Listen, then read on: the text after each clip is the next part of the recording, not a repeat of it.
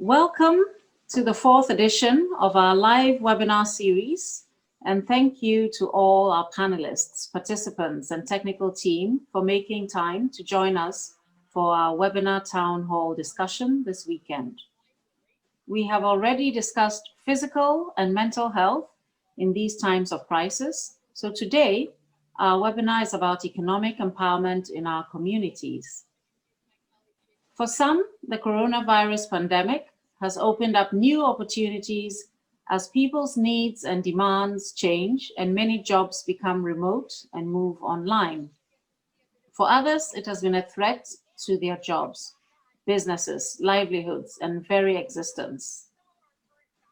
For some investors and business owners, especially in food retail, pharmaceuticals, and technology, the pandemic has created a boom.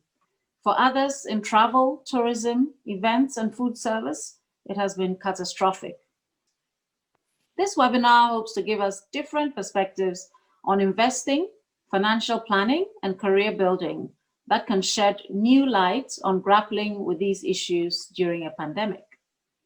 For today's live webinar town hall, we have gathered an experienced panel from a variety of backgrounds who will address these issues from the point of view of different age groups and demographics. We recognize that it's a worrying time financially for many, but that there could also be a silver lining.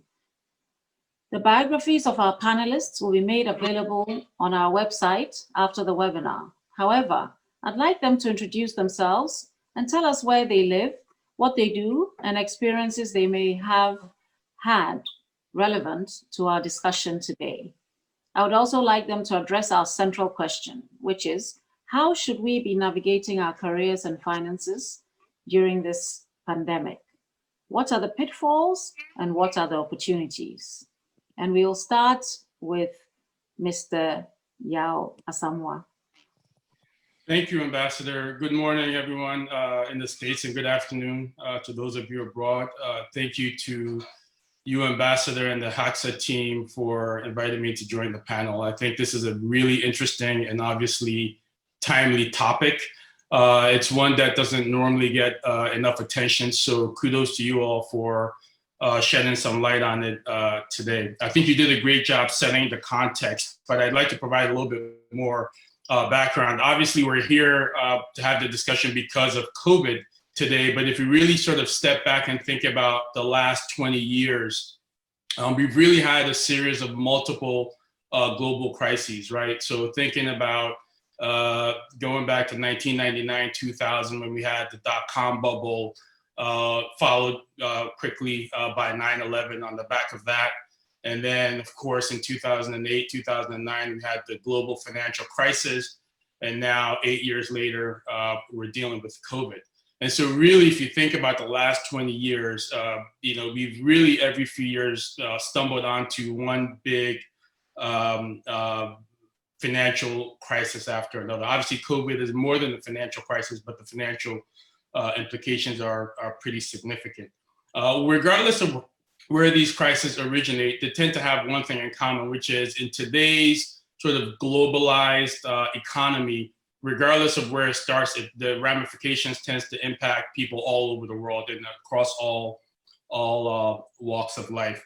There tends to be a lot of job losses, financial anxiety, and really just overall economic and financial turmoil that people have to grapple with in the aftermath of these events.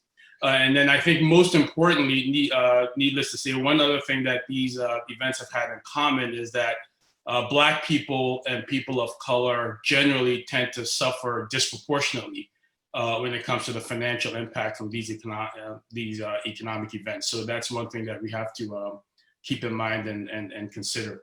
So what are the lessons learned, and what should we take away from all of these things and with COVID, particularly with respect to handling our finances as individuals? I think there are three things that we have to prioritize: financial liquidity, risk management, and then investing for wealth creation. If you sort of step back and look at all that's happened over the last 12 to 18 months and really over the last 20 years, I think those are the three key takeaways that we need to think about from a financial planning standpoint. First, let me start off with financial liquidity. And by financial liquidity, what I mean is having a true cash emergency fund. I think that is absolutely critical. If you think about the old days, if you spent any time with a financial planner or a financial advisor, the advice was always that people should have, 3 to 6 months of an emergency fund available to deal with unexpected events. I think in today's role, that is completely inadequate. We've all had experiences with people, either ourselves or people becoming ill for lengthy periods of time, particularly during COVID. People have gone through layoffs or furloughs, in some cases, upwards of a year before you can get resituated with another job. We've had unforeseen family expenses in lots of different situations. So that sort of old advice of 3 to 6 months is I think, wholly inadequate in this context. I think in today's environment, people really need to have an emergency fund of minimum 12 months and probably ideally 18 months. And what that means is that you really sort of have to tally all of your living expenses, whether it's rent, mortgage, tuition obligations, healthcare obligations, because of course, if you lose your job, you may not have healthcare. You may need to go on COBRA for some extended period of time.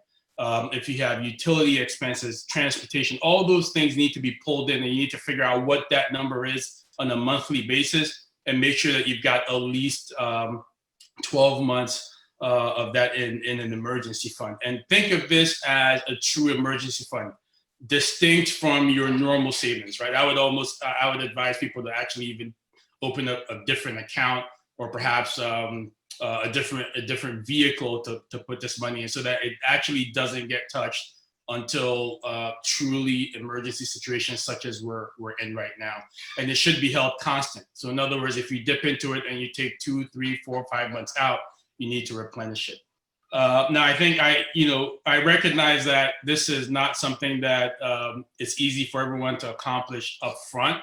It may take some time to build up to the 12 to 18 months, but it's something that I think in today's world is definitely a necessity, given how long people can be dislocated from a job from. And I think the other way you should really think about this is that this should really serve as your own personal insurance policy, in the same way that you would pay insurance premiums to an insurer to buy, whether it's a life insurance policy or some other insurance policy. Think of this as you insuring yourself so that you can sleep easier at night, and you're paying the premiums to yourself in an emergency fund. So I think that's rule number one of what I would advise people to think about. Then the second aspect is risk management, and this is a really important aspect. Obviously, all the things that we're talking about have some element of risk management too. But what I mean by risk management is, really insurance, right? If you think about insurance, a lot of people don't understand the power of insurance. Not only one, to give you protection, but also to serve as a vehicle for passing down wealth across generations. And unfortunately,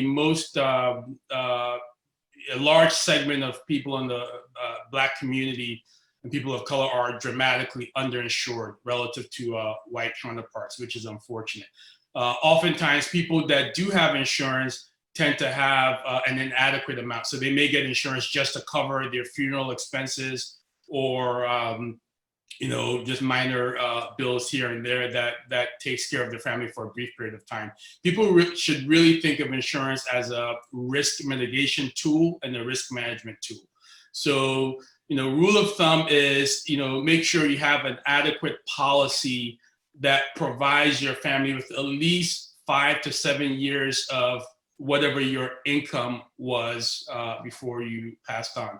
And these are obviously difficult conversations because no one wants to die, but we've got to do the hard work of planning to make sure that our families are safe in these environments. So 5 to 7 years of your income. So if you make $100,000 a year, you should have a minimum as a base case, somewhere between $500,000 to $700,000 in your insurance policy. And then from then on, you add to that any large financial obligations that you may want to take care of. So if you have a mortgage, for example, you want to consider adding that on top of that. If you've got children that are not yet college age, but expect to go to college in the years ahead, you want to sort of factor that into your thinking as well. So you start with the 5 to 7 years as your base case, and then you add onto that based on whatever the other financial obligations that your family may have. And then lastly, you want to think about, adding a little bit extra to that so that there's actually a wealth creation component. God forbid if something should happen to you, you don't want to just cover the bills and cover your expenses. You want to have a little bit of a nest egg that you can pass on to your family as well. And oftentimes insurance is a really, really cheap way to be able to do that. And unfortunately, our communities of color haven't taken advantage of that. And I think this crisis highlights the need for people to really pay attention to that. And then lastly, the other thing I would highlight is the third component of what I think is critical, which is investing and wealth creation.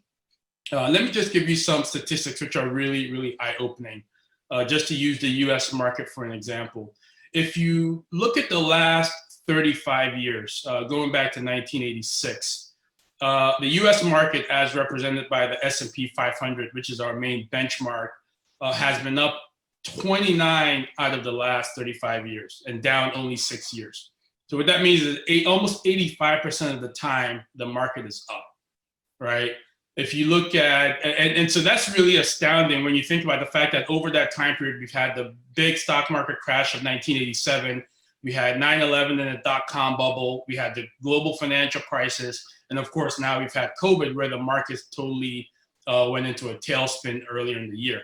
But despite all of those bouts of volatility and turbulence, overall, over time, the market tends to be a vehicle that goes up and creates a significant amount of wealth for people who are invested. So that's a really, really important thing for people to keep in mind during volatile times like this. If you look at the last 20 years, going back to 2000, just to even give another example, the market has been up on average about 9%.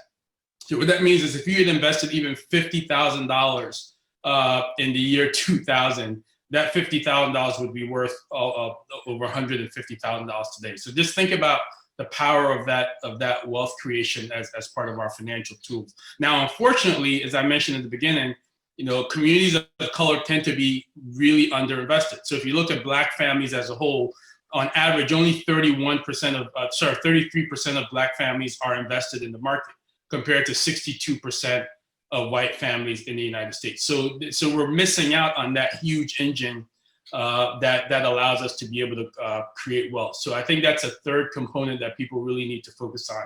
When you have big market drops like we had in March or April, that's not the time to be stepping away. You've got to have a financial plan that incorporates, one, protecting yourself, which is making sure you have an emergency fund, making sure you have adequate insurance, and then thirdly, making sure that you've got some pool of funds that you're on a consistent basis putting into the market so that you're benefiting from that wealth, that important wealth creation that happens over time when you're invested in the market. Markets go up, on average 3 out of every 4 years, and that goes back last 100 years. And so, unfortunately, a lot of our people aren't aware of that. So that's something we need to spread the knowledge on. So, we've only got a few minutes, so I'll pause here. The only other final comment I would make is I know I spent some time talking about life insurance. The other aspect of insurance that I think a lot of people forget that I think is particularly relevant to the COVID discussion is disability insurance. A lot of times people forget that that's also part of our toolkit. And disability insurance is basically a policy that you can purchase that will replenish some of your income if you become incapacitated or unable to work for some period of time. A lot of times you can buy a policy that will give you up to 60% of your income, either for a year or longer, depending on how the policy is structured. And we've seen situations this year where people have been in the hospital on ventilators for months and months, or people have been unable to work for one reason or another. And that's absolutely an important tool that people should take advantage of as they think about financial planning. So, to summarize, whether you do it yourself or with a financial planner, I think, having a plan is the name of the game. A plan that incorporates all these three aspects of what I just went through is the name of the game. I think it's absolutely critical. You can't avoid it. Don't shy away from it. Failure to prepare is preparing to fail. You've got to absolutely get ahead of the curve and put some of these processes in place to help your family. Thank you, Brother Yaw. That was a very practical and extensive set of advice for all of us. And I'd like you to tell us a little bit more about yourself, your career, and where you're speaking from. Sure. I neglected that part in the beginning, I guess. So I spent 22 years as an investment banker in JP Morgan, based in New York. I live in New Jersey now. So I spent my whole career working in the markets, helping companies navigate the market, raising money for companies to fund different investment plans, so on and so forth. So these topics are areas that I'm very knowledgeable about and I'm very interested in. And I do spend a lot of time in the community giving talks about these topics and helping people in the diaspora community, Ghanaian and African communities, navigate these sort of issues. And obviously I've been a supporter of HACSA as well. So very, very happy to be part of the discussion today. Brilliant. Thank you so much, Yaw. Yaw is on the advisory board of HACSA, and we move to another advisory board member. We are very fortunate to have bankers on our advisory board. So that would be Dana Reed. Thank you, Yaw. Dana, the same question. Hi. Absolutely. Hello to everyone. I guess it's good morning, good afternoon, good evening to some. We are global now, more so than ever. I'm happy to be here. And thank you, Ambassador, always for your great dialogues and connecting us. A little bit about myself. I am Dana Reed. I started my career as an investment banker at JP Morgan and Goldman Sachs. For about the first half of my career. In the last decade, I have been investing in Africa from an impact perspective, looking at early stage and growth equity investments. I'm based in New York, and Carrie, who is one of our speakers, is on my team. Our fund is called Nyansapo Impact Capital. And we're really raising money to deploy it so that we can capitalize our continent. And so that's a little bit about me. And where we are in this time, it's interesting. I would say ditto to absolutely every single thing that Yaw just said. And basically in times like this, and in good times, pay yourself first. Like my grandmother told me that, pay yourself first, always, every paycheck you get. You got to put a stash away, so that when things like this, and we were prepared always to have 6 months of savings. Well, we've been in this pandemic now for 9 months. So if you continually pay yourself, you will prepare yourself for hopefully good times when you don't have to go into the savings, and then it's just truly wealth creation. But if it is bad times like this, you can protect yourself and your family. The other thing that I have learned through this time, we tell our college students and graduate students that we mentor, always network. That is what has sustained our business through this time, is our network.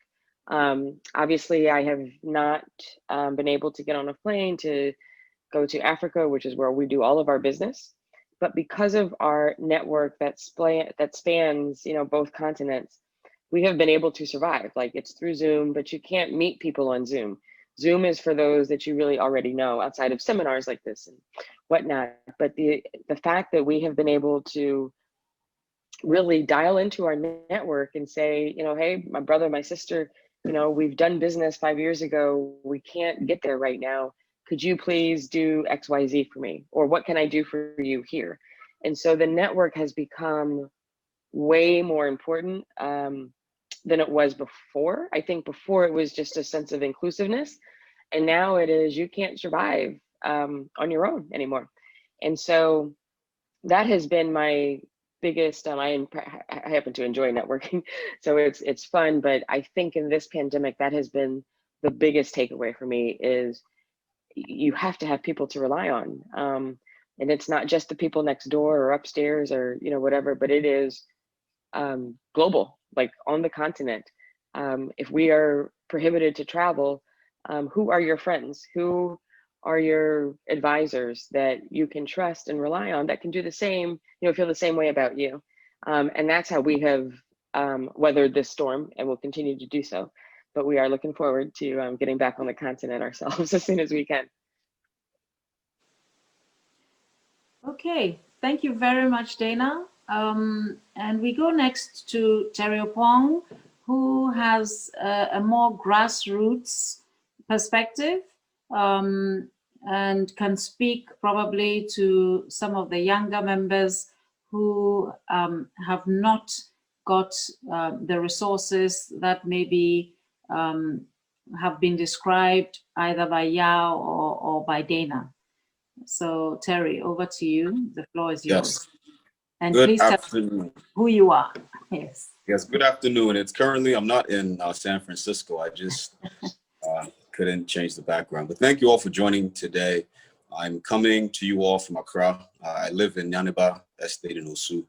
I moved to Ghana 2 years ago. Previously, I was in New York City working as a financial advisor, pretty much, spreading the gospel of financial literacy to our community, and really more so trying to get us to leverage a lot of the tools and resources available in the States for global opportunities, the way that a lot of my colleagues who are non-African or non-Black we're doing for their clients around the world. So leveraging a lot of what Mr. Asamoah has said and Dana has said in more global capacity. So beyond just life insurance for protection, it was how to use life insurance as a capital vehicle to expand a global business. And so those are things that I was fortunate to learn. And in my previous world, I also networked extensively. And so definitely what Dana has said in terms of survival has been key for me. I've been able to, reconnect with many of my friends, family, colleagues, now that I live in Ghana, toward the work that we're doing here. And so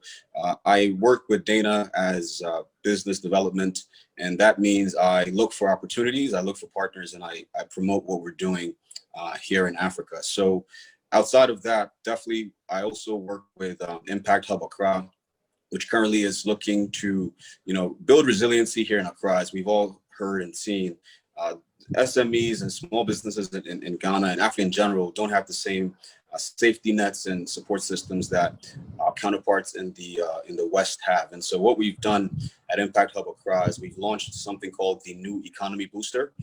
So effectively with some of our major partners, and my goal is to find more partners as well. We've been able to start a program which would essentially we have about 250 applications. These are businesses in 5 core sectors. So looking at hospitality and tourism, looking at healthcare, looking at education, looking at manufacturing, and there's one more that escapes my mind, but I'll send you all the info. And what we're doing is basically helping them build resiliency, right? As you've all heard, there's many tools available. However, sometimes it's knowing that these things are available. And so what we've done is we've onboarded about 250, and we'll dwindle that down to about 50 startups, and then ultimately 15. Now these 15 will give them $5,000 of startup capital. I've been able to recently close an additional $50,000 in support for them. And what that does is it basically helps the businesses here on ground really build the resiliency that's necessary. And then that also creates a pipeline for Dana and myself, right, to then come in and then invest in the other opportunities that make sense in terms of the pipeline. And so that's what we're doing here in Ghana. We also have a program similar to this in Lagos.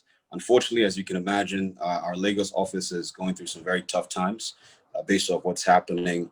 And so I just wanted to bring them up because I had a call with them today. And as Ambassador mentioned with the youth, what we're seeing is that as Yaw has mentioned, the past 20 years globally have seen a lot of turmoil. However, Africa has also seen the same turmoil, however, without any of the safety nets that have existed in the US, right? So things like 401ks and all these, glamorous products don't exist in the same way here. So it's a bit tougher for the youth. So what we're seeing is an outcry, which again there's so many elements to it. However, I think underpinning is mostly change. And so that's what I do essentially here in Ghana.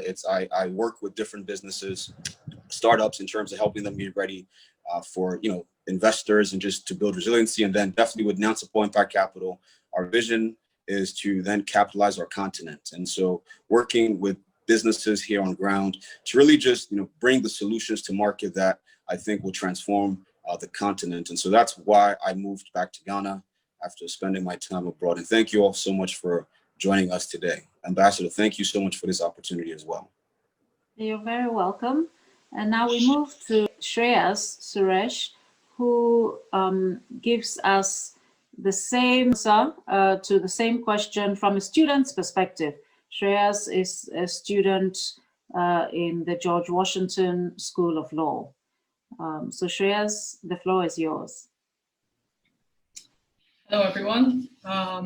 Thank you, Auntie, for having me. And I feel very honored to be part of this panel with all of these wonderful panelists.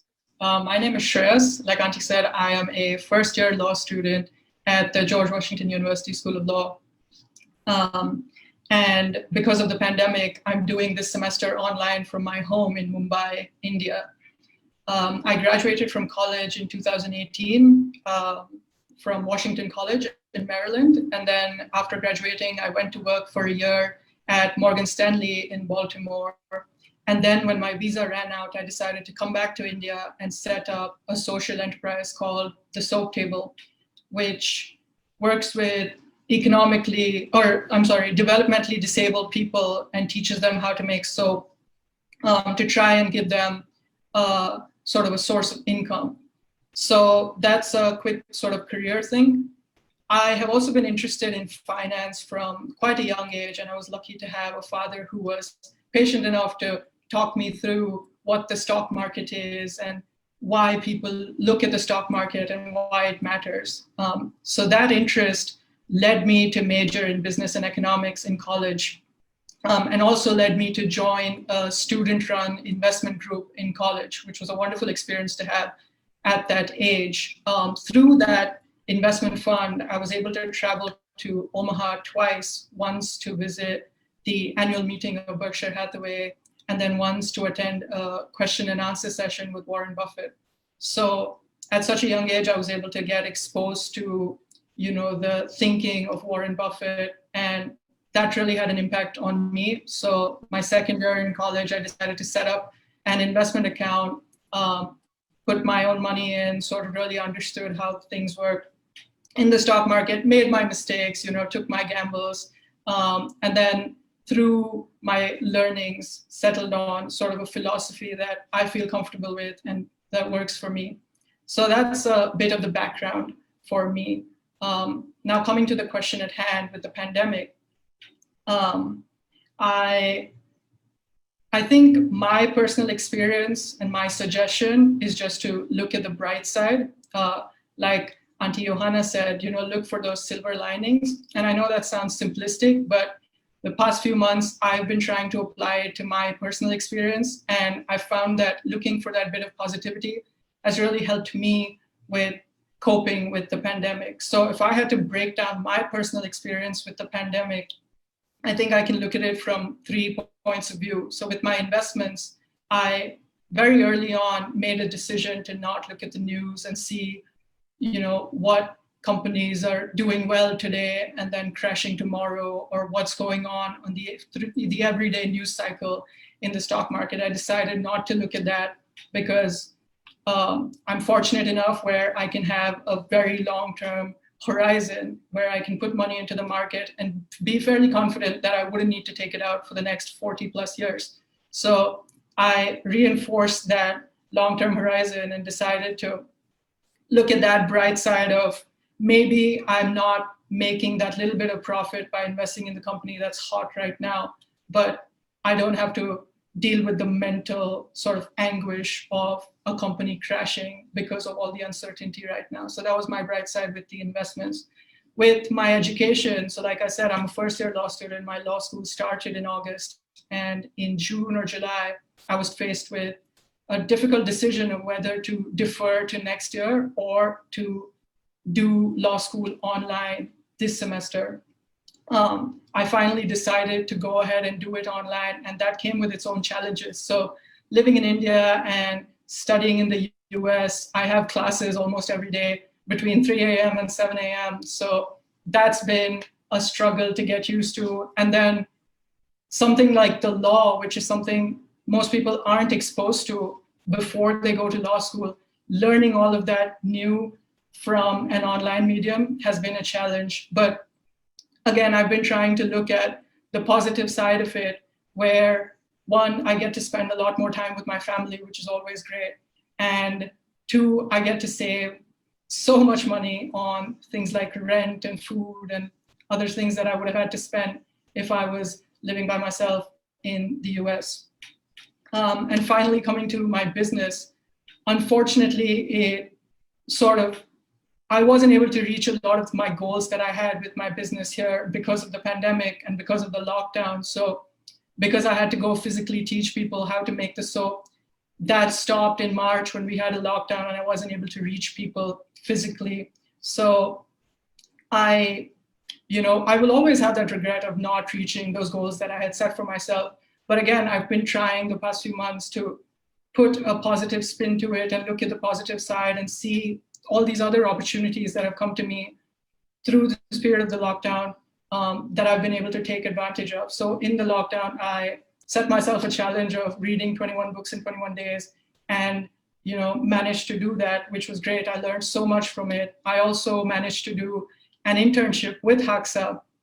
So I got to work with Auntie Johanna and meet inspiring, wonderful people every day and learn something new every day. So I look at those positives and try to keep that in mind. So my big suggestion would be to just find that spin of positivity in the experience. And I know that sounds easier said, that's easier said than done. But I think if we just put that effort into looking at things in a little more positive way, it can go a long way in how we feel and come out of this pandemic. Thank you very much, Shreyas. So what we are hearing is we should save some money for a rainy day. We should leverage our networks, and we should try and look on the bright side and use all the resources that we have available to us to get through this difficult time. Now, I would like to address the next question specifically to Terry, because you are in Africa, and maybe to some extent to Shreyas as well, who did live in Ghana for a few months doing an internship there in Cape Coast. If you are a young person, let's say in your early 20s without a job, what are the opportunities for you? You don't have many networks, you don't have any savings, and now there's COVID, so the job market has collapsed. What are you expected to do in this situation? So let's start with Terry, and then I'll come back to Shreyas. Definitely, and that's a great question that I've actually been thinking about, and unfortunately, I think I have a solution. And so what we've also seen at the same time is that there's also, there is a sense of global community. And so you have, even with Zoom, right, a lot of the features were free or were made free during the Corona period, right? The waiting room feature and things of that nature. And so you also have a lot of, these e-learning platforms, right? We just talked about distance learning with Shreyas, with George Washington. And so think about what is happening where you have Coursera, Udemy, and all these platforms. I mean, LinkedIn has LinkedIn Learning, where you can learn for free, different skills that are relevant. So for example, I'm currently learning how to edit videos, right? And I'm learning this for free using LinkedIn, right? And so what I've seen is that ultimately the biggest opportunity for the youth right now is the fact that distance learning and just, remote work has become the norm, right? Before, yes, there were challenges. And personally, I used to also face challenges because I had the freedom of working remote when I was a financial advisor. So I would spend my time in Ghana, or I'd come to Ghana for a month at a time. because at the same time, to your point, I did have a job, but it was 100% commission. So it wasn't like I had a salary in place. And so I've had this experience when I was 21, where I literally had to build my network because I didn't know anyone. I had to then go out and then, build my network, build my base as well, and then also find some sort of security. And so what I'm seeing in 2020 is that opportunity is more available, even here in Ghana, where you have a platform called Fiverr, which is a freelancing platform. You also have one called Upwork. And what I've done is I've actually looked on these platforms and tried to find Ghanaians who are doing freelance work. And I was very surprised because there's a ton of Ghanaians, about 20 plus, who, I mean, if you look at even the breakdown, you can break it down based off earnings that they've made. And there's people who have made $10,000, $20,000 doing freelance work here in Ghana. What does that mean? They do word processing, right? They charge maybe $5 an hour. So if you're anywhere in the world and you need someone to do anything as a freelancer, which is what most of us will do, you go and find freelancers globally. You can find them in Ghana as well, right? And so that's an opportunity that in Africa is very, very real. And people are actually making money. Not just people, the youth are making money. So like I said, you have people in Kumasi, you have people in Central region, you have people in Accra, who are all working remotely for clients abroad. One of the people I work with, I'll end on this, he actually was working for 2 years as a head of marketing for an agency in New York City that was, founded in 1980. So this is not a new company. And he was basically buying ads for them on social media based here in Ghana, right? So I think that's where I've seen the opportunities present themselves for the youth, where it's about leveraging the internet, which again, that is a whole nother conversation about data, which is not the focus for today. But definitely I'd say using tools to learn skill sets for free, and then platforms that can list your skill sets for the entire world to hire you to do things for them. Thanks very much, Terry. So from the point of view of young people who do have ideas and who do want to leverage those ideas, either working remotely or starting a business, Shreyas, do you have any advice? So I think my advice would really dovetail off of what Terry said and what Dana said about networking. One thing I've noticed from these past few months in law school has been that everyone understands the situation that's been created because of this pandemic. And so everyone's willing to take that extra step in helping you. So it's really a great time to reach out and build new connections, and also reach out to your existing connections from law school. So I've noticed that my professors are much more willing to accommodate my time zone differences, much more willing to set up personal Zoom appointments to help with explaining things that I wouldn't have understood. And this is even people outside of law school with potential employers being much more willing to set up these Zoom sessions to really talk to you. So I think people understand the uniqueness of the situation, and they're willing to go that extra help. So it really is up to us to take advantage of their willingness to do that and really reach out, make those connections, and make sure you're able to get all the help that is out there for you. Thank you. And this question is to Yaw. Do you have any predictions about the longer term impacts of COVID-19 pandemic on the economic activity, global or local? Yeah, that's a great question. I think it's been very clear that governments as well as global central banks are going to do whatever they can to at least try to protect the economy and juice the economy until the pandemic is over. And so if you look at what's happening in the US, if you look at what's happening in Europe, if you look at what's happening in Asia, literally trillions of dollars of monetary easing has been pumped into economies and has been pumped into the markets. And so that's why the markets have done really, really well. So in fact, even if you look at the US, the S&P is up almost 50% since the lows of March. And so long as that commitment is there, I think you're going to have a situation where any sort of economic depression or recession is muted and somewhat shallow, and we should come out of it in fairly reasonably short order. I wouldn't expect to have any impact lingering beyond, sort of a 2-year period, just given the current central bank policies that we're seeing around the world. The other thing that's interesting too is if you look at, the whole economy is being reworked, right? If you look at the way technology is having an impact on how we do our work, Shreyas talked about Zoom, for example, right? So now people can work really anywhere, from anywhere. You don't necessarily need to commute into an office building in the city somewhere. So that sort of dynamic creates a lot of flexibility for people and allows them to be able to move really anywhere. And that has stimulated real estate markets around the world. So there are a lot of cross currents that are going on that I think ultimately will support economic activity and keep any sort of recession fairly limited. Thank you. So now I'd like to open up the floor for questions. If you have a question, you can just raise your hand or you can start speaking. You can unmute your mic and physically raise your hand and start speaking, or you can use the raise hand device on the Zoom, and we will give the floor to you. So do we have any questions in the audience? This is a town hall, so feel free either to give your own comments and opinions or ask questions. So Mr. C. Sapon. Yes, hi. This is my first time on this platform, so you're welcome.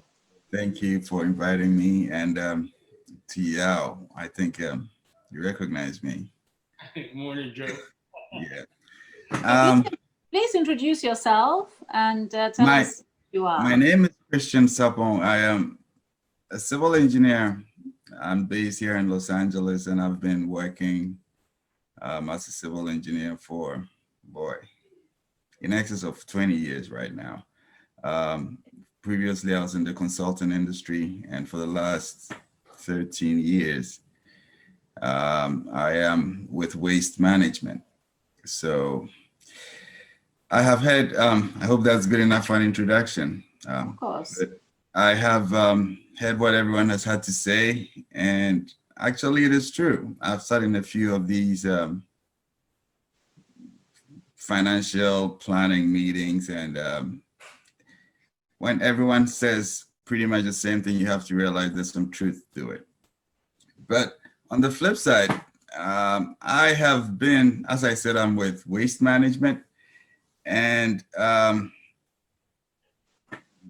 with this COVID stuff, we have actually seen a growth in our industry. You know, people have had to stay home, and a lot of the money we make or our revenue comes in is when we have a lot of waste generation coming in and going over our scales. And with people staying home, there has been a lot of such activity. Okay, so business has been kind of good for us, but I do understand and know that it has had a serious impact on the rest of the economy or other people. But what I really wanted to add to all that I have heard so far, which was not said, is the fact that, and this is probably to, the name is Suresh, right? With time, you are going to develop and you are going to build relationships. But one very important thing, and I believe that the lady is it Dana that mentioned it? Yeah. It's relationships. You should try very hard to not burn any bridges that you go across, you know, because you're gonna need them down the line. So that's all I just wanted to add. I hadn't heard it so far, and I just wanted to add it to what has been said. Thank you. Thank you very much. Do we have any other questions? So I have a question. Yes. So I have a couple of questions. So my first one is directed to Yaw, and you touched upon this a little bit in the last answer you just gave, and I thought it was a very interesting point. So I'd like you to expand on that a little bit. Can you please explain that stance from the Fed and how it differs from how they've operated in the past and what impact that has going forward on the economy and the global economy as well? Okay. So what I would say is that the stance from the Fed is not actually different from the past. They're basically using the same playbook as they used after the 2008-2009 financial crisis, but just doing it on a more supercharged basis because the scale of this pandemic is so much greater than what we went through in 2008-2009.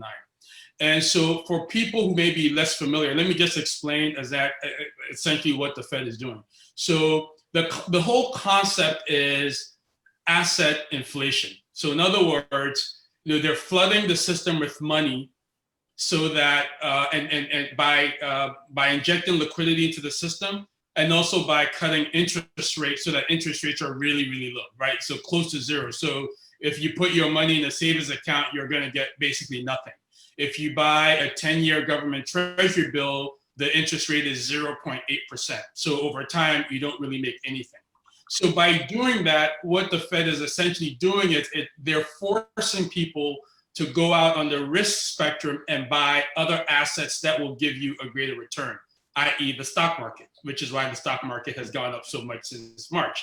If you can't make money by buying treasury bills at 0.8%, you're going to look at buying real estate, you're going to look at investing in your business, you're going to look at buying stocks. That's the whole concept of what the Fed is doing and what other central banks are doing globally. And so when they do that, they inflate asset prices, right? And so the concept is if people are invested in the market and the market goes up, you feel wealthier, you have more money, and you therefore feel more comfortable going out to buy that car, to buy that house, or to buy other goods in the economy that you otherwise may not have been willing to make that purchase. And in doing that, they help support the economy. So in a really basic sense, that's essentially what's happening. The same thing happened in 2008, 2009. That's how we got out of the global financial crisis. And the same thing is happening now. That's how they're going to get us out of COVID. And it's happening globally. Europe is doing it. Asia is doing it as well. Unfortunately for Africa, we don't have that sort of we don't have central banks that have that sort of financial resource. So our economies are a little bit more stagnant, number one. And then secondly, we're also more dependent on commodities. And so that's a separate issue. We haven't had the ability to do that. But that's essentially what's happening. And that's why I made that comment in the beginning around the importance of being invested in markets, because if you're not in the game, if you're not invested in these assets, as the Fed is going through this whole inflation strategy of inflating assets, you're going to miss out on those potential gains. Just like with people that sold out of the market on the back of 2008, 2009, missed a whole decade of gains that could have essentially tripled their money. So hopefully that answers your question, GT. Yes, thank you so much. Thank you very much, Yaw. I think we have another question, and this time it's from Shay.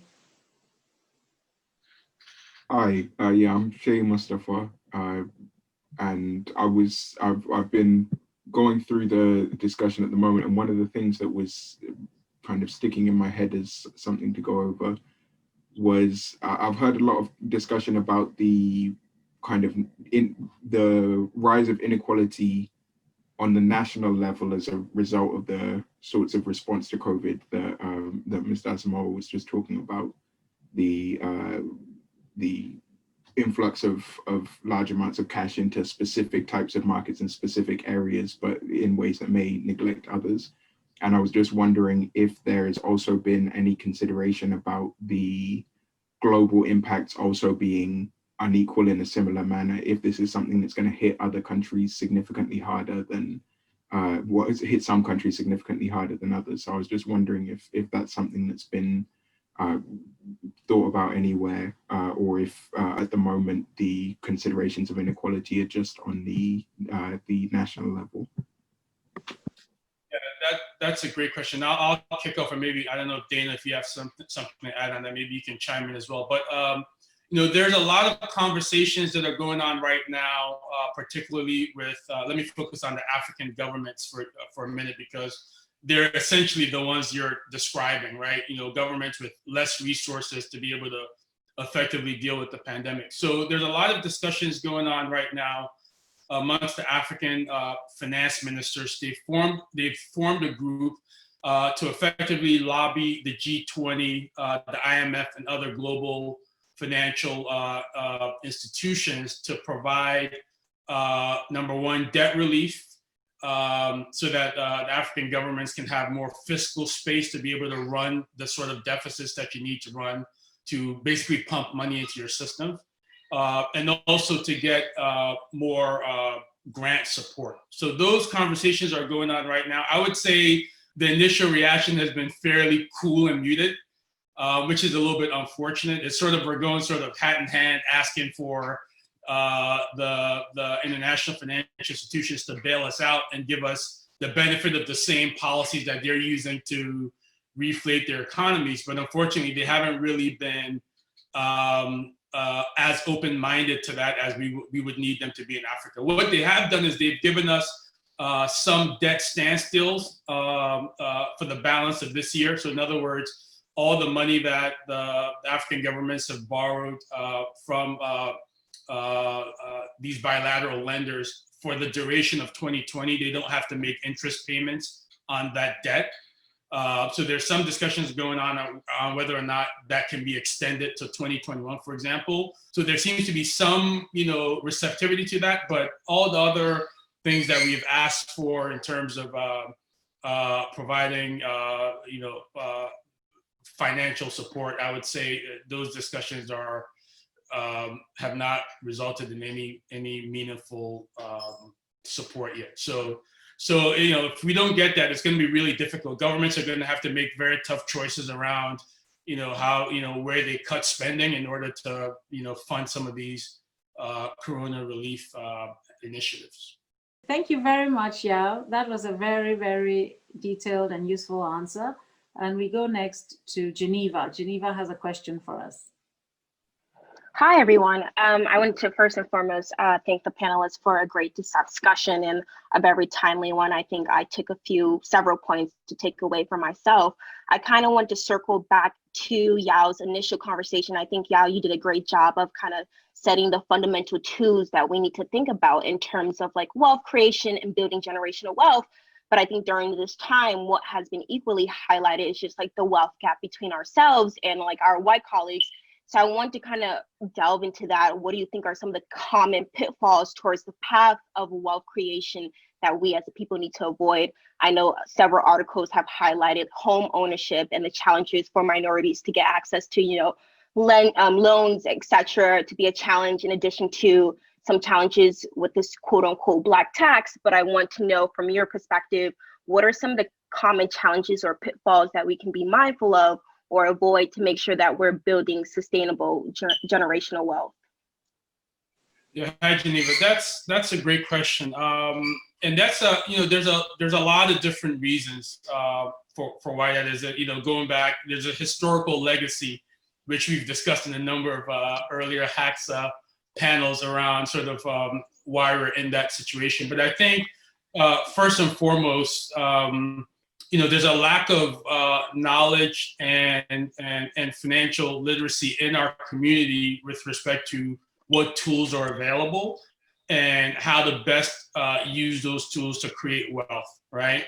So people don't invest in the market, for example, because they didn't grow up in households where people talked about the market, people talked about the benefit of it, and so on and so forth. So I think a lot of it has to do with education and providing information and really building the financial literacy such that people are aware that, hey, you don't need $10,000 to start investing. Even $500 or $1,000 put away every month or every year slowly builds up with time, right? And time is your friend when you start to compound returns. So I think that's really an important piece of it. The homeownership side, you bring up a really good point. Historically, a lot of banks, JP Morgan included, other banks as well, they've been hesitant to be as aggressive lending in communities of color. So it's been very difficult for people to get mortgages to be able to buy that first home, which is also a very important leg of the wealth creation stool. But I think that's slowly changing. I think the banks recognize that that's been a mistake. JP Morgan, for example, just announced a couple of weeks ago that they're going to invest up to $30 billion in communities of color. specifically for mortgages and business loans. I think Bank of America has announced something similar, maybe not exactly that same size. And I think, so all the banks, Goldman, so on and so forth, are sort of moving in that direction. So hopefully we'll see more capital free up for businesses as well as purchases of homes in minority communities in the next couple of years. Okay, thank you, Yao. Do we have another question? I have a question which is specifically about Africa. And I wanted to ask Dana, I think we lost her, but she may be back. Dana is working specifically on impact funds in Africa. Of course, Terry is in Africa. And I think I made a comment at the beginning to say that the impact of COVID is not what was expected in Africa. So in fact, the impact is much less in terms of people getting ill and also in terms of people dying. Is there an economic opportunity for African countries? Is there something they can take advantage for because they haven't been hit as hard by COVID and because they have acted quite responsibly where COVID is concerned? So Dana, if you can hear me, I'd like to hear your opinion, and if not, any of the other panelists can respond. Okay, I don't think Dana's here, so I'll take a stab at it. For me, I think it can be an opportunity. I don't think that, the millions of dead bodies that were spoken about, as I sit in Accra now thinking about it, I don't think it was in reference to the disease. I think to, Yao's point is the fact that African governments don't have the same safety net. So with Lagos, what you're seeing is that literally the lack of a support system essentially was able to get them to a place where, now, it's become a disaster scenario, right? Because for 8 months, you haven't had the same relief programs that you had in the US and the UK. So yes, you don't have the virus spreading rampantly, but the effects of the virus, right? The poverty situation, as Yao has mentioned, gets worse when the government doesn't have the same tools to deficit spend. And so what should be an advantage, unfortunately, because, I'm in a bunch of finance groups where it's pure finance conversations. And the challenge that we've had is people say we weren't ready, right? Where this could have been an opportunity, but Africa was not ready. And then now you have the Africa Continental Free Trade area, right? Where Ghana sits as the beacon, or essentially the headquarters is here in Ghana. And even with that, the question becomes, what does that really mean, right? Because it's been something we've talked about for years. I'm in groups, with policymakers, and we discuss it. But again, the challenge that I've seen is that, in my opinion, again, my personal limited opinion, which is probably flawed, is that I don't think we truly understand what it is that we need to do. And that's a continental thing, right? Where, we say, yes, we need to do, this, a single trading block, but then we don't do the things to make it happen, right? So I do think that personally for me, this has been a great opportunity. And I was supposed to be back in New York, right? I was supposed to be back in New York City. However, being in Africa has, 10x'd my business just by being here, right? And what I'm seeing now too is, a lot of the year of return, wealthy investors are looking at Africa. I know, Ambassador, you remember last year we went to the UK to meet with Peggy Rockefeller and her friends, right? And, Africa is top of mind for them as well. So I think, Africa has always, in my opinion, had an opportunity. But then, of course, the historical legacies of colonialism and slavery, which we've discussed ad nauseum, essentially don't make it such. Yeah, if I could add to what Terry said, which I think, can you all hear me? Yeah. We can hear you very well. Thank you. I think this pandemic has really been an eye opener for Africa, most African countries, right? The fact that we have to now go hand in hand to the IMF and all of the foreign governments to essentially beg and plead for a bailout that we're not able to control really highlights the fact that we need some serious reforms in the way we handle our economic lives. I think one of the things that Terry hit on, which is super important, is there is no safety net. If you lose your job in the US or in the UK or somewhere in Asia, there's unemployment benefits that you qualify for. There's, there's systems in place to transition you for some period of time until you're able to sort of get back on your feet. There are welfare programs, so on and so forth. And different countries vary in terms of the degree to which they offer those type of programs. But when you look at, most African economies, those type of systems just don't exist. And so then secondly, the vast majority of our economies are informal. So people sort of trade and live hand to mouth, right? And so there's no sort of remote working from home and I'm going to do a Zoom meeting and this and that. If the person doesn't go to the market to sell their tomatoes or whatever, they're not going to eat that day. So it brings some really unique challenges to how we're able to deal with this pandemic. And I think on the back of this, we're going to have to really seriously look at ways in which we create greater safety nets in these countries so that when we go through the next pandemic or the next global fiscal crisis, and there will be another one based on the comments that I made in the beginning of my presentation, where literally every 7-10 years, there's another crisis. There will be another one. We're going to have to go and reform and think about ways we can put in place some of these structures into our economies to give people a little bit more of a safety net relative to what they have today, what's available today. Thank you very much, Yaw. So now we open up the floor for a last question. Is there anyone who would like to ask a last question? Hi, Ambassador. I just had one follow-up question. I think you raised a really good question on how we can think about investing back home. To Yaw's point, you brought up a good point in terms of safety net, but how can we, as a part of diaspora, thinking about investing in terms of the fact that cost of capital here is cheaper, right? So that presents an opportunity for us to raise capital here and potentially invest back home. So I just want to know if any of the panelists through their work have thought about that in terms of being a financial support back home. I think, Terry, you could take that question on behalf of Dana. Definitely. Dana is in the room. Apologies, her screen is frozen, but she hears you. So definitely, I mean, that's what prompted me to come to Ghana. So just for context, I started working as a financial advisor, Midtown Manhattan, 53rd and 3rd when I was 21 years old.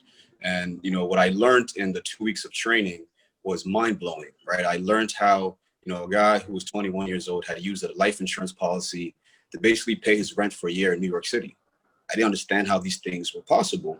But again, there's different ways to structure these, vehicles. And so I started to understand that what people were doing was leveraging capital from the US, right, to build things internationally. And a lot of the people I started to meet, were the wealthy children of many Indian families or Arab families or Europe families that were living in the US. And so they were conduits for wealth creation for their families, right? They were in college or university.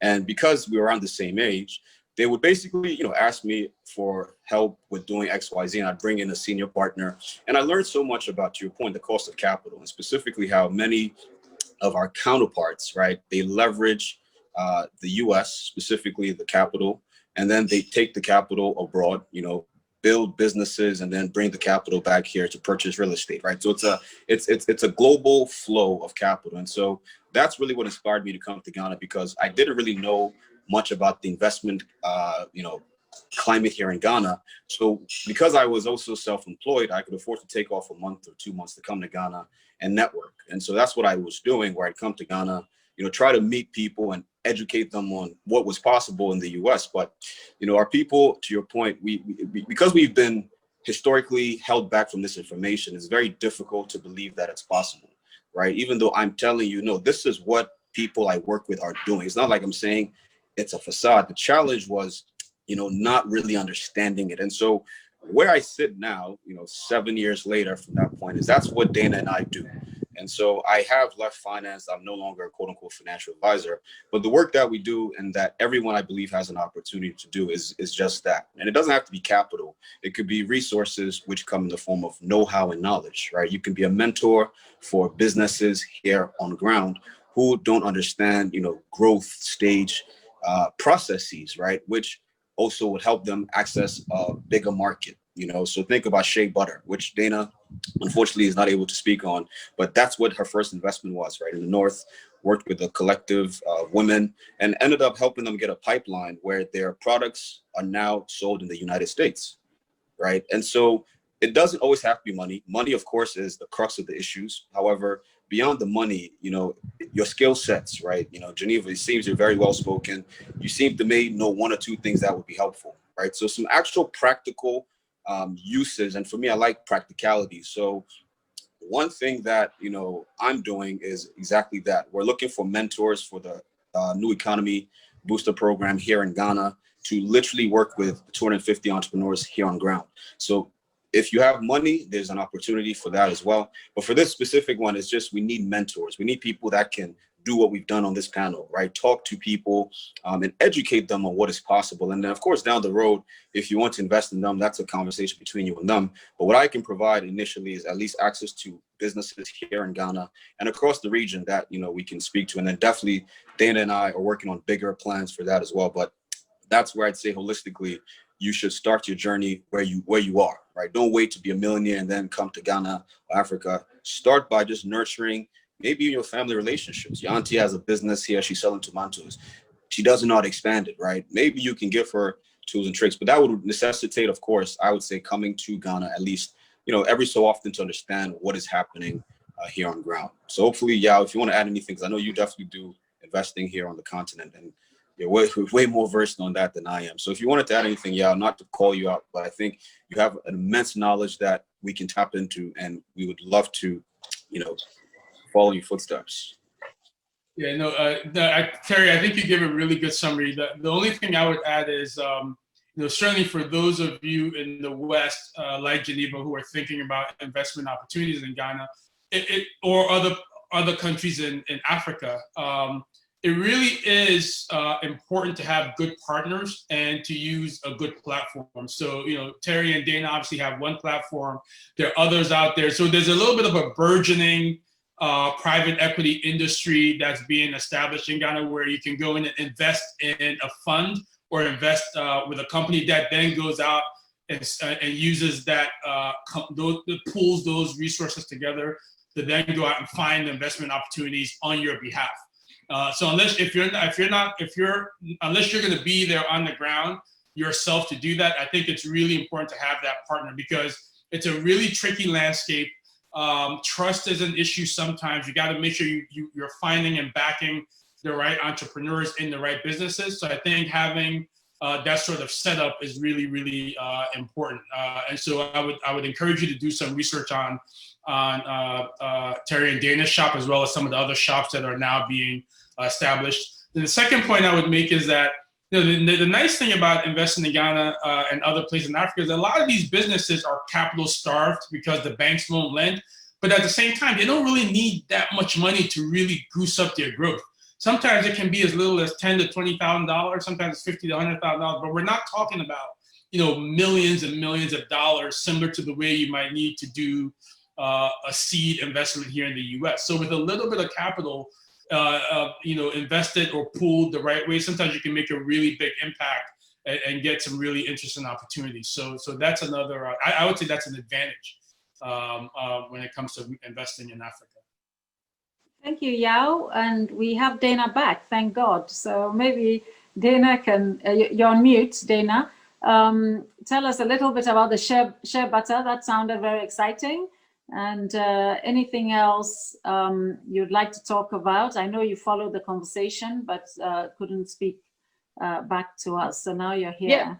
Yeah, I'm so sorry, but I had a computer glitch. But in my intro, I was saying how important relationships are, and so I'm happy that Terry, my partner in crime at Nye and Sapo, carried the weight for me so well.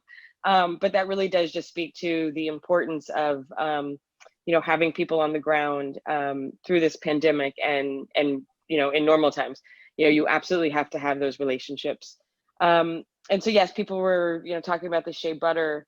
That is just one of the most impactful companies that I've seen, and how easy it is to deploy capital, and sort of the ripple effect of what a little bit of just as Yaw just said, a little bit of capital, how far it goes. So one of our first investments was a company called Shailene. Female farmers, shea nut farmers, have organized themselves into co-ops in Tamale, which is in northern Ghana. They've been doing this for generations. They live in poverty, or lived in poverty. We were their first institutional capital. Instead of them just selling the seeds to a broker that then, sells it to so-and-so, so-and-so, and then, to the grocery store. And, in the West, we're buying, that bottle of lotion that has 0.001% of shea in it. We're buying it for $25. Our capital allowed these female farmers to actually produce their own products and not sell their raw products to a broker. And so now shea butter, soap, lotion is produced with the raw products that we know exactly where they come from, sold here. And the women, when we met them, were making $25 a month, again, for generations living in poverty. And now they're making close to $300 a month, which is middle class in their village. And so they can send their kids to school. The children have, some have left the village, have gone on to, secondary school, and are coming back to, work and teach others different skills in the village. And so with just, that investment, which, was less than $1 million, we have created generational wealth by simply providing a community the resources for them to produce their own products out of their own resources.